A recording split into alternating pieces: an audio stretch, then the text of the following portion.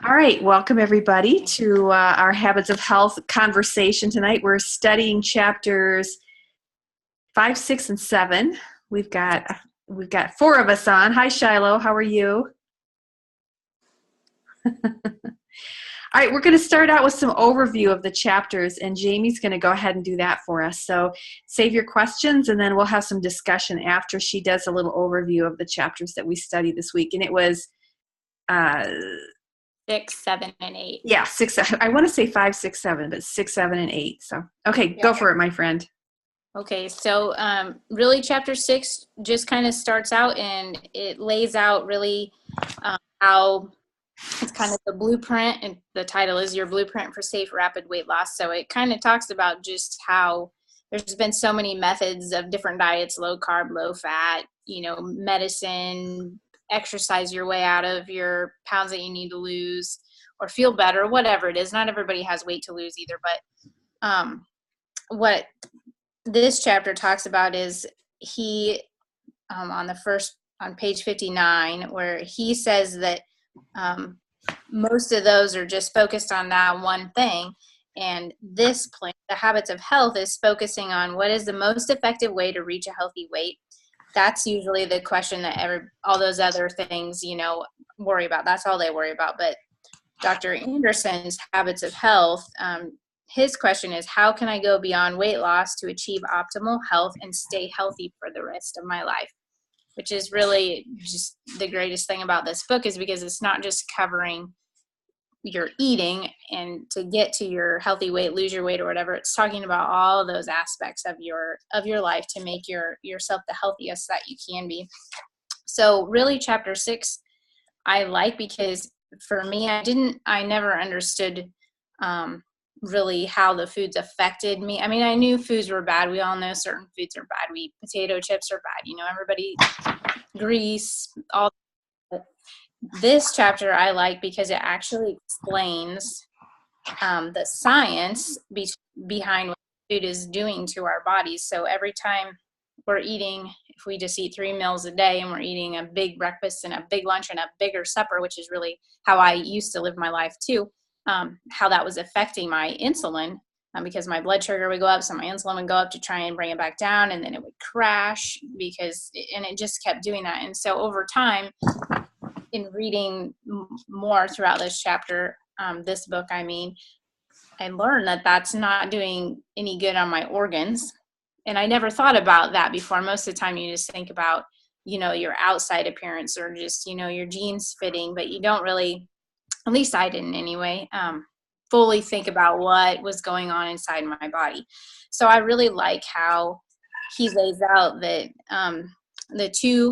he's going to focus on the 2 core principles of energy management, and that's controlling your energy intake and managing your insulin pump. And so for me, I love chapter 6 because I love the graphs. I love how it shows just how your insulin spikes and then it just crashes in it. And so I personally wonder, what damage have I already done to my body all these years, because I didn't understand that that's what was going on inside my body. I mean, you get hungry, you get cravings, you have no energy, and you don't ever, and I have had terrible mood swings.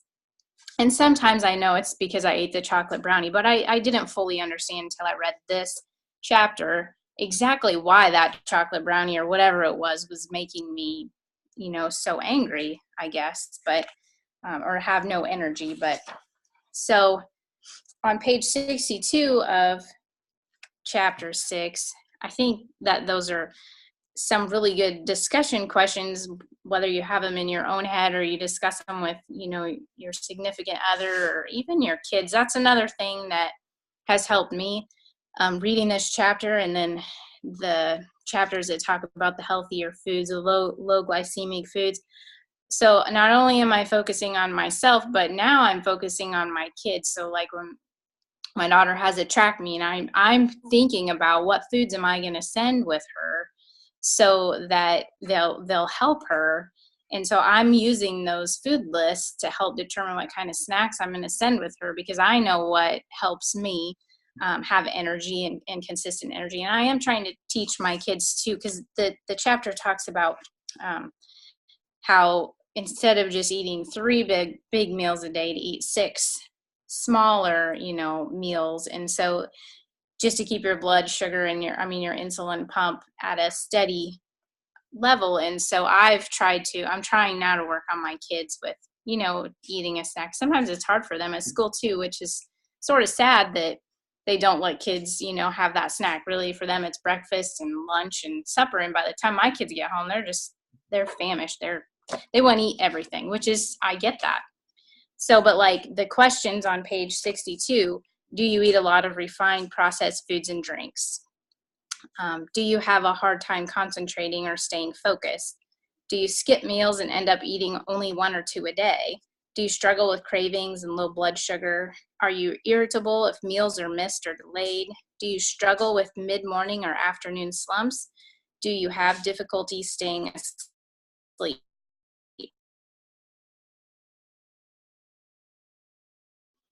Probably have a high affecting you, and whether it's your weight or whether it's your mood. I mean, this chapter is talking a lot about weight, but I just know from my mood, I probably could answer yes to all those things. And then you compensate your afternoon slump, and so you think you need something caffeinated to keep you awake, whether that's a diet soda or regular soda or whatever you're drinking to keep your ups and downs. And I remember for me, like, I just thought that's how I felt. Like, that was just me. I didn't realize fully how much the food that I was eating and when I was eating it and how I was eating it were affecting me so much. So, and I still am trying to figure out exactly what is balancing for me, but just to understand how that works and the right foods, and just to really be mindful of how those foods are affecting me, whether it's if I eat, something that makes me crash or whether it makes me feel good, just to be mindful of that. But so chapter 6 just really gets into, I guess, the science behind what those foods are doing. And then it kind of lays the foundation of, eating the 6 meals a day. It talks about why that's important.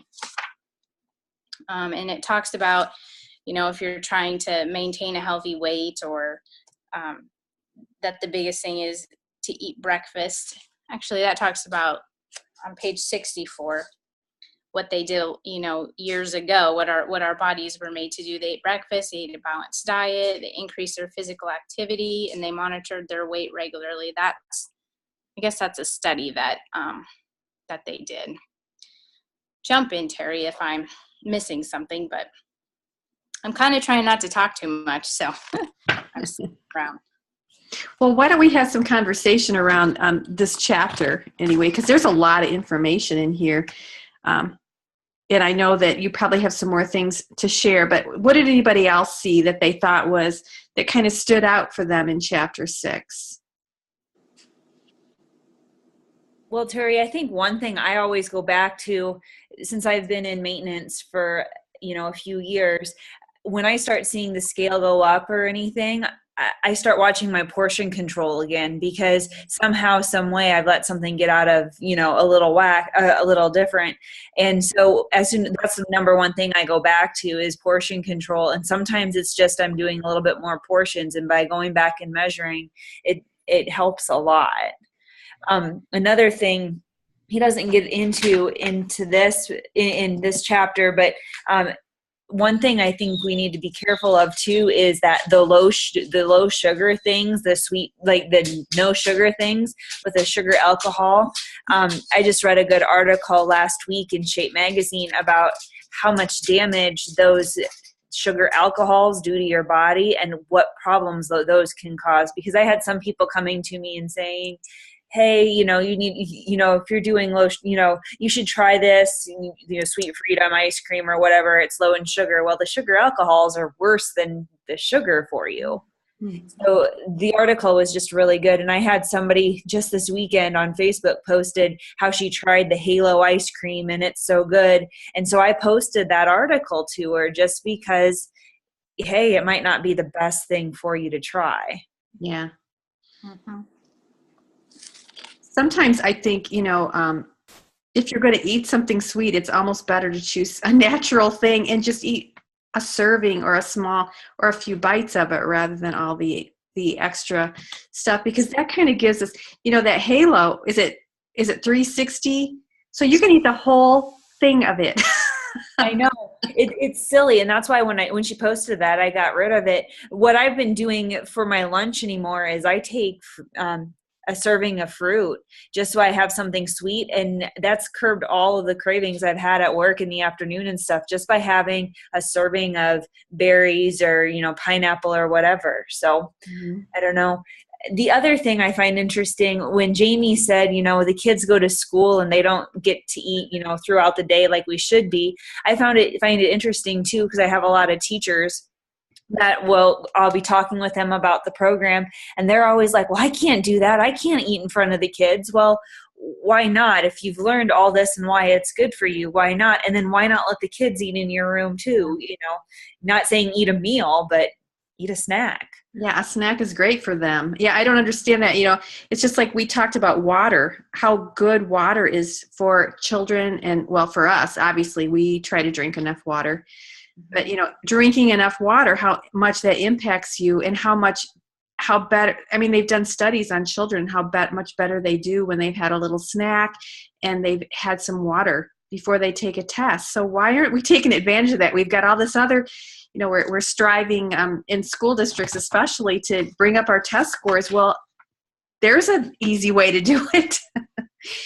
Help children be better prepared, and teach them healthy habits that they can use throughout their life. So I think part of it is just a learning curve, though. Like I said, I didn't understand what that food was doing to my body. I knew it was bad for me. You know that food's not good for you, but you don't fully understand what exactly it's doing to your body. And I know, like in my kids' school district, they are allowed to have water bottles with them all the time, which I think is great, because I don't remember carrying a water bottle around with me when I was in school by any means, but now I do notice that my kids take water bottles, and I helped in one of the younger elementary classes, and I noticed all the kids had water bottles on their desks. But I do know that the food thing, that's another, that's another thing. And I think that would help them too, just to have a little snack. But. And, you mentioned something about, all the things you've been eating throughout your life, how that's damaged your body. But, Dr. Anderson talks about that your body is so resilient if you can catch it before it's really in a bad way, and it replenishes itself once you start, eating healthy and doing some of those things. So, because your body's always restoring its cells and that sort of thing and rolling them over. So just making those changes now, are going to make a significant difference. Right. Yes, I meant to highlight that. That's in the very first part of this chapter, where it talks about how our bodies are one amazing human attribute, can help us change direction, resiliency. No matter how much we abuse our bodies, if we stop the assault of unhealthy habits and put ourselves back into position to function as we were designed, we can tap into the body's inherent capacity to heal itself, which is awesome. And it does give you hope that, okay, that's behind me. Now I can learn what I need to do to fuel my body properly so that my mind is functioning like it should be, and I'm every minute that I'm awake, I'm being useful and using my energy like I'm supposed to, instead of eating a lot of brownies and yelling at everybody. I saw someone posted that on Facebook the other day, a picture about do you get hangry? Yeah. And I think I posted it on mine too. And, I do have kind of a reputation for that. So it's really important for me to make sure I'm eating steadily through the day. And, I always have, I use meal replacements, but I always have one on me, because, you just never know when you're going to be out and about, and you think you're going to eat at a certain time, or you plan to go out for supper or whatever, and it doesn't work out. And, if you have some little thing, it just makes such a big difference. Plus, you're not starving when you get wherever you're going, and you don't overeat. Yep. That's really helpful. So I know the last part of chapter 6 talks about the creating a microenvironment of health. Just it kind of gives you tips on what to take out of your refrigerator and what to put back in, things to get rid of in your pantry. I will say that we've done this in my house, and I thought my family would just have a freak out moment, but nobody complains. I ask a lot of questions to them, like, do you like that? What would you like different? Like, and just to kind of make sure that I have stuff for them that they like, but that's healthy too. Well, tell him about your plates, because he talks about the 9-inch plate in here. James. Yeah. So I did get smaller plates. I think I found 8.5-inch plates at Walmart, and I don't remember how many ounces the bowls are, but they're a lot smaller than what we have. And my son, he's so funny. He said, "Where did the baby bowls come from?" And they're really not that little, but I see him using them all the time now. So, but yeah, it makes a difference on just, changing that. And I thought that was funny when he said that, but then at the same time, I'm like, oh my goodness, this is a teaching moment for them too, because obviously, he thought it was a really small bowl, but really it's actually a little bit more ounces than a cup. I think it might be 10 ounces, I think. But anyway, so it's still a little bit too big, but it's a lot smaller than what we were using. But yeah, and just keeping healthy vegetables and things like that cut up in the refrigerator, and making them to where they can see them. So when I get them home, I cut them up, and I've been putting them in glass mason jars, and they're visible to everybody. And even my husband will eat. I mean, they'll all eat them as long as it's cut up and as long as they can see them. And even me, it's easier to come home and put all that stuff in your crisper drawer, and I would throw away vegetables all the time because I had intentions of eating the healthy stuff, but then all the junk that was in the cupboard would get eaten first because it was already, ready to dig into the bowl. So now I found it doesn't take me very long to do that. I do it, I cut it up, they see it. So yeah, just changing some of that stuff. And some things I have been working on for several years, getting rid of. We quit eating white bread a long time ago. And it's disgusting now. Even my husband doesn't like white bread, and honestly, now none of us eat bread. I have to keep it in the freezer because we just don't eat it all that much. Whereas we were eating, toast for breakfast, sandwich for lunch, just, I don't know, just being more mindful of the portions and just the healthier carbohydrates and starches versus, eating a whole bunch of processed foods. It's interesting. You talked about having things displayed kind of in the mason jars, but I read a study just a while ago, and they talked about in school cafeterias, if they had fruit displayed in a nice bowl, that kids were I can't remember, it was insignificant. The fruit was eaten in a much higher level than if they just Yeah, it's, we talk about, displaying things and making things beautiful, and sometimes that makes a difference too. Yeah. I mean, I've seen, you go into offices and different things like that, and they'll have a bowl of fruit, and as long as it's easy, people will eat it. But if you, it's just about convenience. And I guess we can go on to chapter 7 if no one has anything else they want to talk about in this chapter. Did anybody have any questions about chapter 6? I mean, he goes into quite a bit of detail about, how to get yourself organized and what to eat. But anybody have any questions about that part?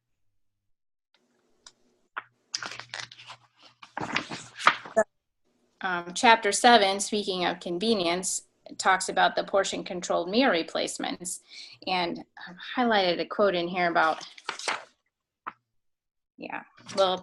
so anyway, it talks about a little bit of the history of portion-controlled meal replacements. And obviously, Dr. Anderson, he is, let's see, so I read this right? Well, Terry, you can explain. He's the co-founder of Take Shape for Life, and he partnered with MetaFast for that program, correct? Yeah, he developed the eating plan, and then he was looking for something to make it easier because he had all these patients that were not being successful trying to do the food on their own. And then so he did some research and found MetaFast, and now he's started a new division of that, which is Optavia, which all the food, it's all clean and that sort of thing. All the food is clean. No artificial color sweeteners and all that sort of thing. So I know like sometimes a lot of those meal replacement programs or whatever maybe have gotten a bad rap. So what I liked about this chapter was, I mean, we eat so much fast food all the time, and my battery on my phone's about to die. And for whatever reason, we're perfectly fine with driving through the drive-through at McDonald's because it's fast and it's easy, you know, and we think it's real food. But like, I know sometimes we're skeptical maybe to eat a packaged bar or something like that. But I like on page 74 where it talks about the healthy fast food for the 21st century. That's what, you know, portion controlled meal replacements are, because they are scientifically based, and they have had a lot of research and a lot of backing by, you know, different doctors and scientists and all that have developed them. But there's a paragraph in there that said, sadly, those unhealthy fast food fueling stations aren't going away anytime soon. So the McDonald's and Burger Kings and those places.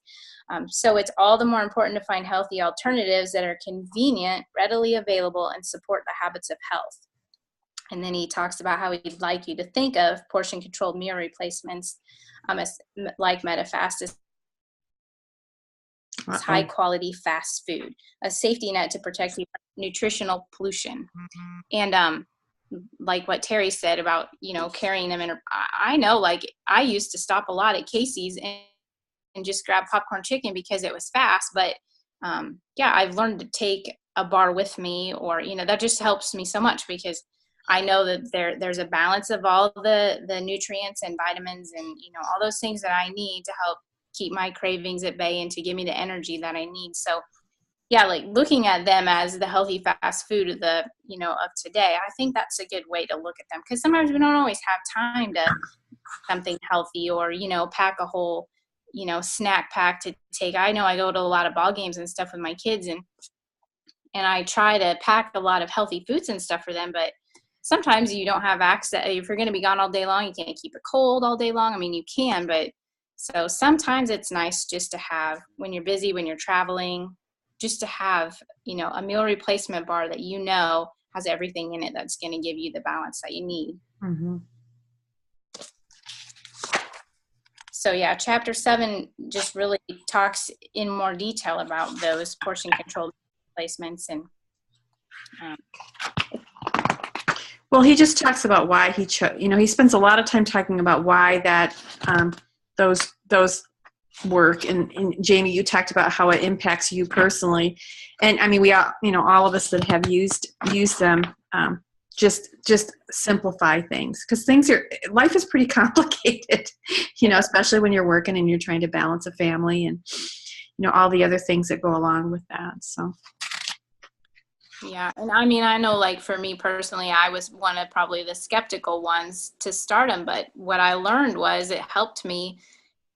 It took out all the complication of trying to plan every single meal, and to where I didn't have to think, but I could kind of gradually learn, sort of just retrain myself on how to actually plan and to have what I need, and to, you know, not just wait until I was completely starving and wanted to eat everything. No, because I had already knew what I needed to take with me for that day. And that, personally, that has helped me a ton. And I have learned a lot just from doing that, which has now helped me, you know, as I eat the foods that I need to eat, and the portion control and all that. So,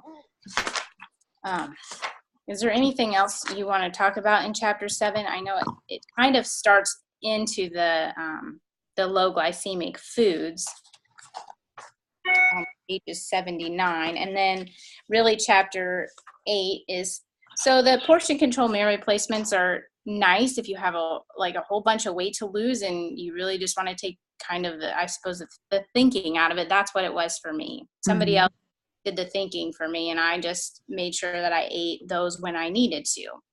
Now in chapter 8, it goes more into the healthy eating system. So where if you're already at a healthy weight or you're close to, this is what gets you into basically teaching you how to eat for optimal health for life. I know for me personally, chapter 8 a huge help, because I have struggled with portion control my whole life, and I still do. I measure everything. And so I'm trying to get to the plate thing where, your plate's made up of 50% vegetables and fruits and 25% starch and 25% protein. And I'm still trying to learn how to do that. What I really like about chapter 8 is, well, actually, it's not chapter 8. I'm getting ahead of myself. Anyway, I have been, the one where it really talks about the low glycemic foods. And I really do focus on those a lot now because I know personally how eating those foods have affected me versus eating some of the higher glycemic foods. And so I've really been enjoying just learning about those and trying to make those part of my own personal diet, my family's diet. My family still likes to eat a lot of corn and things like that, and that's okay. But like, instead of having them for every meal, I'm trying to add some more, I cut up fresh vegetables. Like tonight we had cucumbers. My kids will eat cucumber slices. So, just kind of focusing on what vegetables are a little bit lower glycemic, and then just feeding them those. And leaner meats, we do eat a lot of beef, but they'll eat chicken and things like that. It's just gradually transitioning them, and I don't know. So Carissa, you talked about measuring too. How do you go about that? Maybe you can would you mind talking a little bit about, measuring out those portions and how you do that? Yep. As soon as before I even started the program, the first thing I went and did when I was reading the book was I went and bought a scale, a kitchen scale. And that's the number one thing. As I've been in maintenance, that's one of the things I don't go to regularly, but I know what I've learned is when I start seeing the scale go up, my portion control, I always have to pull it out. And it kind of went away for just a couple months. And I was like, I can't do this anymore. I need to use it. And we've been using it on a regular basis. I remember the first time we measured a chicken breast when I first started the program, I can't, how many years ago, and I measured the chicken breast, and we had been eating a whole chicken breast each. And I looked at Dustin and said, there's no way this isn't even the right, number of ounces that we should have. And so it was just a real shocker. And when I started the program, we measured all vegetables. Green beans went into the measuring cup, lettuce went into the measuring cup, everything. I'm better at measuring the vegetables now without needing a measuring cup, but everything, the meats, everything still go on the scale now. It's amazing how much you could eat if you don't know. Absolutely. And Dustin will even say, there's a couple times when we've done steak and we'll cut it up and everything, and he'll go, that doesn't look like enough. And I'm like, but according to what we know we need, he goes, it's enough, but it doesn't look like a lot. And I said, exactly. I said, if we would have picked a leaner meat, we would have been able to have a little bit more. Yeah, that's a good point. Yeah. So, but I mean, the scale is my number one kitchen piece that I use all the time anymore. Yeah. Yeah. And like, I think for me, teaching my kids, and not that I want them to be obsessed with measuring, but I do want them to have a good visual on what a healthy portion is. Yeah. I went to the restaurant. I just have to tell you this real quick. We're almost out of time, but I went to a restaurant and had dinner with a friend the other night, and I ordered fried rice, which I don't often order, but it sounded good. They brought it out in a bowl that was bigger than I would use for a serving bowl. Oh my gosh. So the first thing you do is, can I have a to-go box? Because holy cow, I thought, man, it was enough for 4 people. It was crazy. Yep. And I'll even measure out those vegetables and things when I do leftovers. I think that's key too. So if I have leftovers that I take to work for the next day for my lunch portion, I measure everything out still again, just to make sure the portions are in where they need to be. Well, then it's all ready for you to go. You just have to pull it out of the fridge too. Absolutely. Yeah, I do that with I'll cook like a bunch of chicken, and then I'll go ahead and scale it all out and put it in freezer bags. Or like I have spaghetti squash I'm going to do tonight, so I'll measure all that out, put it in jars, put it in the freezer, and then when I want to use it, it's good to go. And that's been convenient for me and helpful just to do those things, because before I'd be scrambling for something healthy to eat. So sure. Awesome. I think that's it. So next week, I think we'll read chapters 9, 10, and 11. Does that sound good? Yep. I think that gets through the phase 1, and then it starts into phase 2 after that. So post any questions that you have, and if you haven't had a chance to set your goals, please do that too. And if you want to share those in our group, we can kind of share our goals and see how we're going. We're also having a health challenge right now. I haven't talked about that very much, but if you're interested in knowing a little bit more about that and want to jump in on the health challenge team, it's we just finished week 1, but you could still jump in for another week, and it's going to be it started for 6 weeks, so now it's 5 weeks starting now. And it's just a really great way to help integrate some of those healthy habits. And it doesn't matter what you're doing. You don't have to be doing meal replacements or anything like that. You can be doing any program, but it just is a great way to kind of maybe get your water up, maybe kind of integrate some of the other habits that we'll talk about in this book. So it's just it's really focused on healthy habits. So if anyone's interested, just message me and I'll send you the information. So all right, we'll see you guys next Monday night. It was great conversation, and if you have any questions, just message us. We'll be happy to answer them. So have a great week, you guys. Good luck with your portion control. Thank you. You too. Good night. Bye.